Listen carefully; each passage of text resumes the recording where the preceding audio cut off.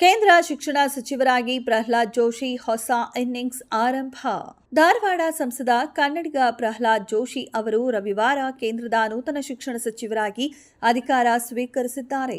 Neat ಪ್ರಶ್ನೆ ಪತ್ರಿಕೆ ಸೋರಿಕೆ ವಿವಾದದ ಬೆನ್ನಲ್ಲೇ ಶಿಕ್ಷಣ ಸಚಿವ ಸ್ಥಾನಕ್ಕೆ ಧರ್ಮೇಂದ್ರ ಪ್ರಧಾನ್ ಶನಿವಾರ ರಾಜೀನಾಮೆ ನೀಡಿದರು. ಬಳಿಕ ಜೋಶಿಗೆ ತಕ್ಷಣ ಇಲಾಖೆಯ ಹೆಚ್ಚುವರಿ ಹೊಣೆ ವಹಿಸಲಾಗಿದೆ. ರವಿವಾರ ಅಧಿಕಾರ ವಹಿಸಿಕೊಂಡ ಬಳಿಕ ಇಲಾಖೆ ಅಧಿಕಾರಿಗಳೊಂದಿಗೆ ಸರಣಿ ಸಭೆಗಳನ್ನು ನಡೆಸಿದ ಅವರು ಶಿಕ್ಷಣ ವ್ಯವಸ್ಥೆ ಮೇಲಿರುವ ವಿದ್ಯಾರ್ಥಿಗಳು ಮತ್ತು ಪೋಷಕರ ಭರವಸೆಯನ್ನ ಮತ್ತೆ ಸ್ಥಾಪಿಸುವ ಕುರಿತಾಗಿ ಚರ್ಚೆ ನಡೆಸಿದ್ದಾರೆ ಎನ್ನಲಾಗಿದೆ. ಈ ಬಗ್ಗೆ ಟ್ವೀಟ್ ಮಾಡಿರುವ ಅವರು, ಇಂದು ಭಾರತ ಸರ್ಕಾರದ ಕೇಂದ್ರ ಶಿಕ್ಷಣ ಸಚಿವರನ್ನಾಗಿ ಅಧಿಕಾರ ವಹಿಸಿಕೊಂಡಿದ್ದೇನೆ. ನನ್ನ ಮೇಲೆ ಅಪಾರ ನಂಬಿಕೆ ಇಟ್ಟು ಈ ಗುರುತರ ಜವಾಬ್ದಾರಿಯನ್ನು ಹಸ್ತಾಂತರಿಸಿದ ಪ್ರಧಾನಿ ನರೇಂದ್ರ ಮೋದಿ ಅವರಿಗೆ ನನ್ನ ಹೃದಯಪೂರ್ವಕ ಕೃತಜ್ಞತೆಗಳು. ಅತ್ಯಂತ ವಿನಮ್ರತೆ ಹಾಗೂ ನಿಷ್ಠೆಯಿಂದ ಈ ಕರ್ತವ್ಯವನ್ನು ಸ್ವೀಕರಿಸುತ್ತಿದ್ದೇನೆ ಎಂದು ಬರೆದುಕೊಂಡಿದ್ದಾರೆ.